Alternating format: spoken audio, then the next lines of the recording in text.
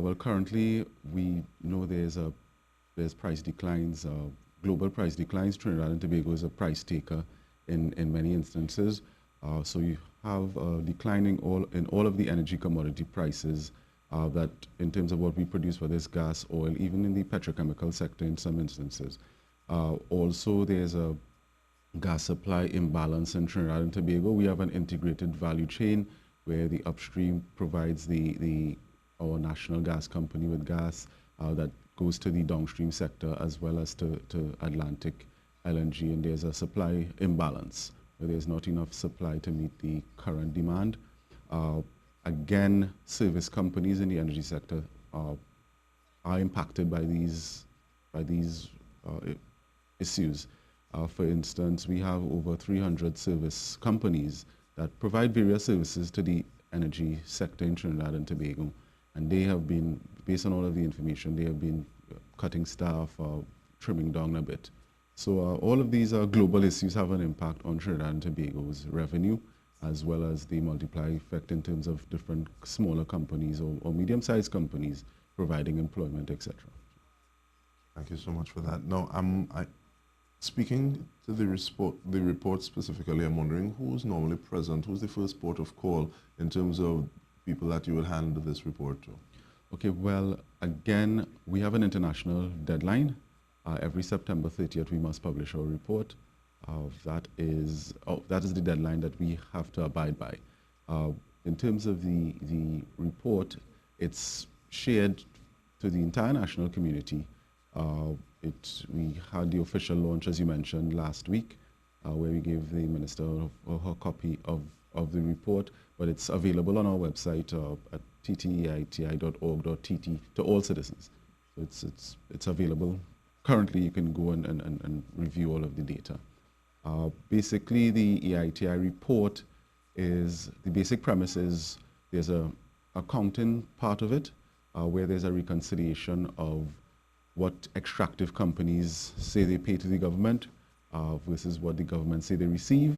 If there's any discrepancy, the report will identify the discrepancy and explain what are some of the reasons for the discrepancy. And where are the areas that you report on? And I ask that because I heard you speak of upstream, I heard you speak of downstream. I'm wondering if mid plays any part.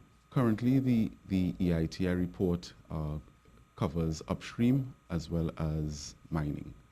So oil and gas companies that explore and produce for oil and gas, we report on their revenue payments to the government, as well as this year, for the first time, we included 4 mining companies in a pilot. When I say mining companies, I speak of both quarry operators as well as the country's asphalt producer.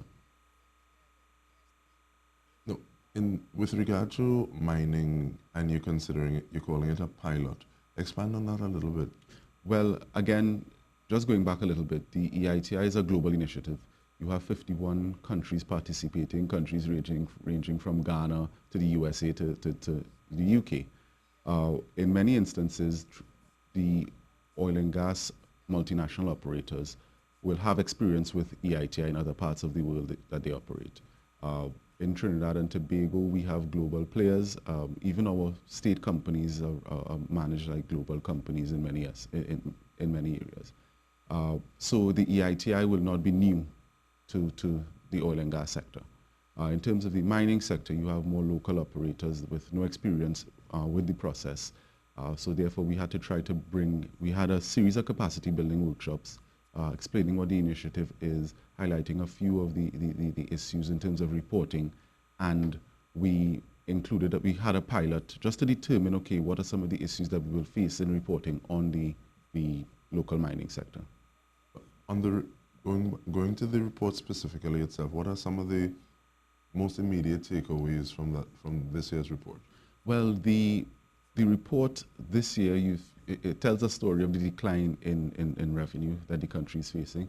It also tells stories around the dividend payments, the rising dividend payments from companies like the NGC, the contribution of companies like Petrotrin, and as well as it gives citizens a lot of information on issues around the fuel subsidy, the Heritage and Stabilization Fund, and so on. Even recommendations around improving government audit and assurance processes, as well as improving revenue collection. Now, in terms of giving those suggestions, someone yesterday said that we are in an age of disclosure. I'm wondering how important it is to have buy-in from both sides in order to do the work of EITI. Well, the EITI is a unique initiative in essence because there must be buy-in from the government, companies, as well as civil society. Our 18-member board, which is chaired by Victor Hart, who's a civil society, has a civil society background, is made up of 6 company representatives, including some of the larger companies like BP, BHP, and Shell, as well as the energy chambers. And on the government side, you will have the Ministry of Energy, Ministry of Finance, Board of Inland Revenue, the State Energy Enterprises, Petrotrin Energy Sea, National Quarries. On the civil society side, you will have the OWTU, Fishermen and Friends of the Sea. You'll have the Cropper Foundation, network of NGOs for the advancement of women. So in terms of collective governance, all parties must agree on the contents of the report. So it's about collective governance where these different constituencies with competing interests agree on a way forward on revenue transparency in our energy sector, which of course is very important for the future of Trinidad and Tobago. Does it take a while before you're able, do you have to actually say, okay, well, we're doing this from now so that we're ready and we have that buy-in and that consensus before the 30th of September? Yeah, well, again, the steering committee meets every month, so it's a continuous process, of course. I knew you'd like to be a fly on the wall in one of those meetings, but again, there are competing interests, and that's sort of the purpose of the EITI. You bring these different interest groups together, pointing to a way forward, agreeing and having some consensus on issues around resource revenue transparency.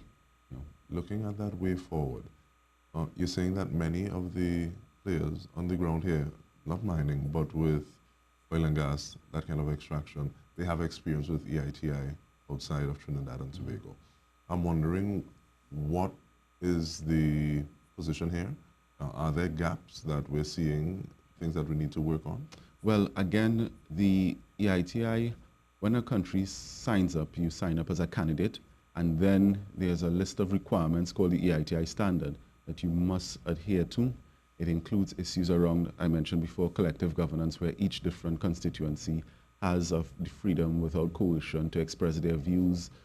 It deals with what type of taxes you cover, whether they're material or not. It deals with identifying production, your license registers. It also deals with promoting public debate around the report and around energy sector issues. Again, the issue around collective governance is really key, and the report it paves a way forward for Trinidad and Tobago. If you can agree on issues around revenue transparency for the important sector like the energy sector, how can this process be rolled out in other areas? I see that EITI is functioning, has been functioning on a series of MOUs, and there's a push to actually have it systematize something in legislation. I'm wondering, what is the need and what's the status? Well, currently the EITI it's a voluntary initiative. It's not mandatory, so we have to tip our hats to the government and companies for participating, as well as civil society. Again, because of certain clauses in our Income Tax Act, there are issues around disclosure of information. The BIR is barred from sharing certain information with third parties. Again, if the EITI is within the country's legislative framework, then this issue goes away. So those are really the issues around why we would have legislation. It's currently, we sent it out to industry for comment. We received comments, and it's currently with the Minister of Energy. And the process is that it goes to Cabinet and then goes on to the AG's office and into Parliament for debate, etc. Then proclamation. How was conversation with the Minister?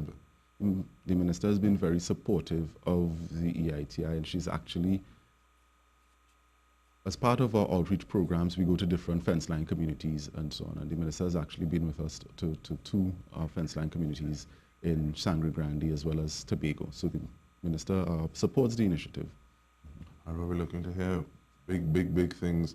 And I see that there is, the report is assembled by an independent administrator. So just before we go, what's the significance of that independent person putting it together? I think that is key as well, because if you have independently verified information, this is, again, it's not simply the company saying what they pay and government saying what it receives. It's both parties must show evidence of these payments, and then the auditor will audit and say, okay, show me evidence of this payment, and then if there's any discrepancies between the two figures, the auditor will reconcile it. So I think the independent verification part of the process is key, and that can't be done without the independent administrator. For this report, our independent administrator / auditor would have been BDO Trinity.